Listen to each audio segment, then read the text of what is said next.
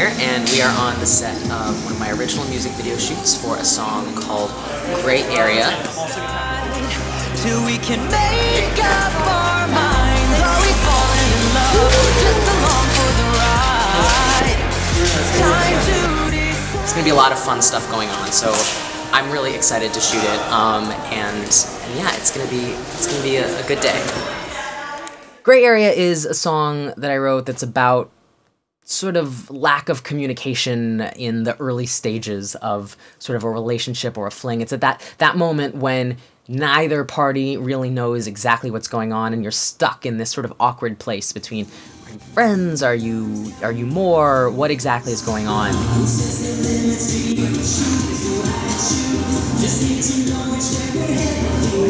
It's really about wanting some kind of resolution. It's not just saying we're in this gray area. It's saying it's time to decide what exactly are we, what's going on, and I think that's something that a lot of people can relate to, and sort of that frustration is that sort of driving beat is what's going on, what are we? We're stuck right now in this gray area.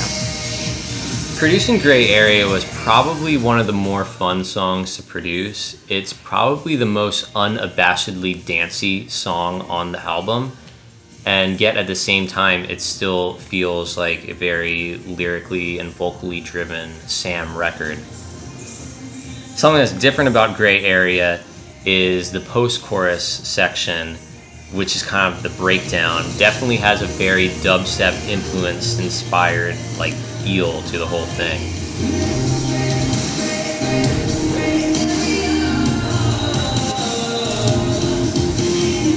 Which is a ton of fun for me to produce, just because I don't do a lot of that stuff on YouTube. I do love producing dubstep and more electronic stuff, probably simply because we don't do a lot of it online. You know, we never want to just throw something in simply because, oh, dubstep is cool, let's like throw it in. You know, we want to throw in elements when they feel like the song requires it, and the song felt like it needed it there. So we put it in, and it definitely helps up the energy level in that section, and especially feels right with the video. I knew going into conceiving the video for Gray Area that we wanted something very different from the other videos we were doing, and that was to make a just shamelessly fun, awesome performance pop dance music video. Our friend Dan Karp directed it. He's a great film guy, but he's especially good with the sort of more dancey, quick-cutting type of thing, and it definitely fit right into his lane, and Sam got to show off some of his moves. What's up? I'm Dan Karp, and I'm directing Sam Tsui's music video for Gray Area. This music video, it's a pop performance video.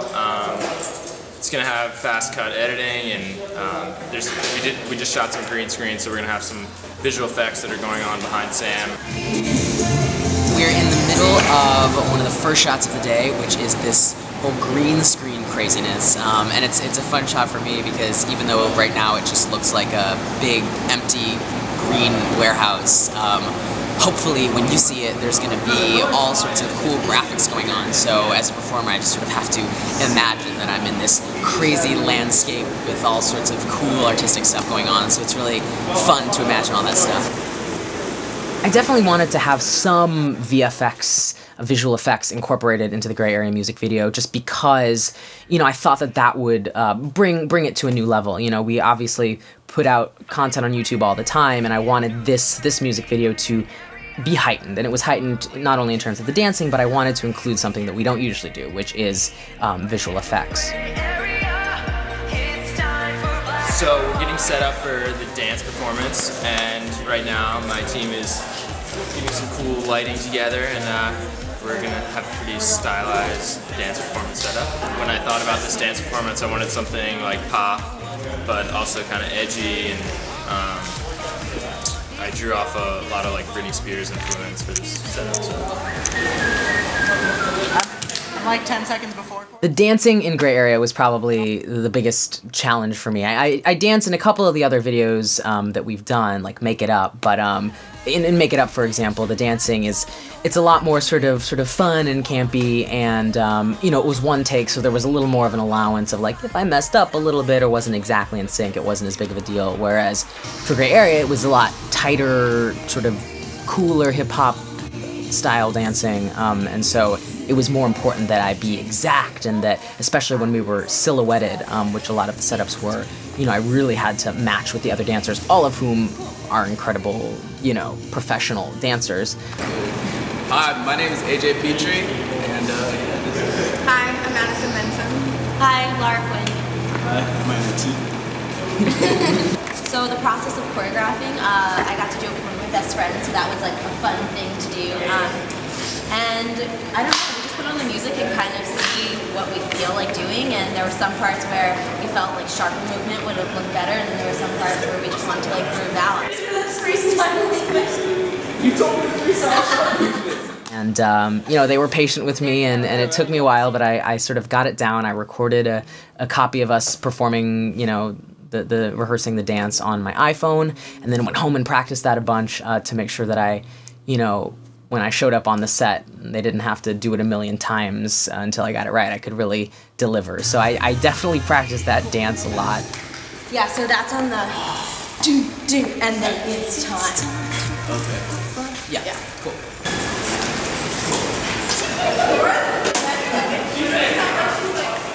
It was so much fun though. Even though it was stressful and I wanted to make sure I was doing a good job, I think by far the most fun part of the Gray Area shoot was every time that they played that music, blasted it out of the speakers, and we just got to really get into the dance. I had such an awesome time. And knowing how awesome the lighting setup looked and how well it was being shot by Dan, it was just, I felt like a superstar, so that was really cool.